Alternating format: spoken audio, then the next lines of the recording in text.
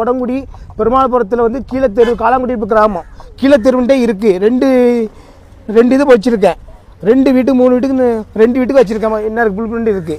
லாஸ்ட்டில் வந்து நான் எல்லாத்தையும் காமிச்சு இந்த ஆவணங்கள் எல்லாத்தையும் காமிச்சு உடங்குடியிலேருந்து தாலுகா ஆஃபீஸ்லேருந்து ஆர்டிஓ ஆஃபீஸ்லேருந்து பஞ்சாயத்து கலெக்டர் ஆஃபீஸு எல்லாத்தையும் காமிச்சாச்சு. கேட்டதுக்கு வந்து எல்லோரும் நினைச்சாங்க பாதை இல்லைன்னுங்க.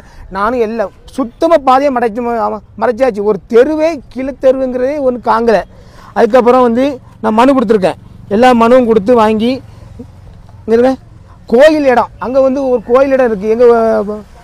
எங்கள் ஊரில் வந்து உச்சிமலையம்மன் பட்டரையம்மன் சொல்லி ஒரு கோயில் இடம் இருக்குது. அந்த கோயில் இடத்த கள்ளப்பத்திரம் நான் போட்டிருக்காங்க.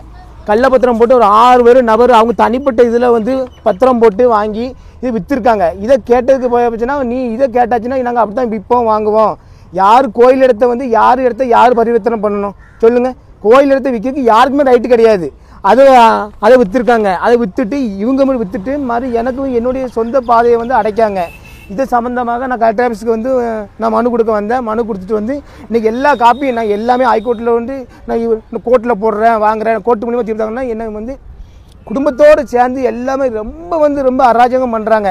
ஒரு தனிப்பட்ட நபர் அவர் சொந்த பகையோ இதை வச்சுக்கிட்டு ரொம்ப அராஜகம் பண்ணுறாரு. இதுக்கு கலெக்டர் ஆஃபீஸுக்கு வந்திருக்கேன். எனக்கு தீர்வு காணும்னு சொல்லி நான் ஐயாவிட்ட வந்து நீ மனு கொடுக்க வந்திருக்கேன். ஃபேமிலியாக வந்திருக்கேன்.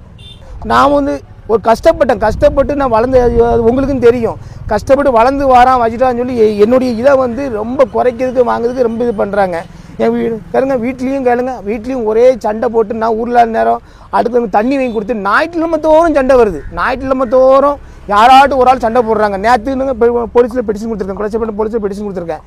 அதனால் என் வீட்டுக்காரியை வந்து அவள் வந்து மாற்றுத்திறனாளி அவளை வந்து ஊனம் அது இதுன்னு சொல்லி ஏகப்பட்ட இது பண்ணியிருக்காங்க. அந்த மாதிரி எல்லாத்தையும் மனு கொடுத்து வந்திருக்கேன்.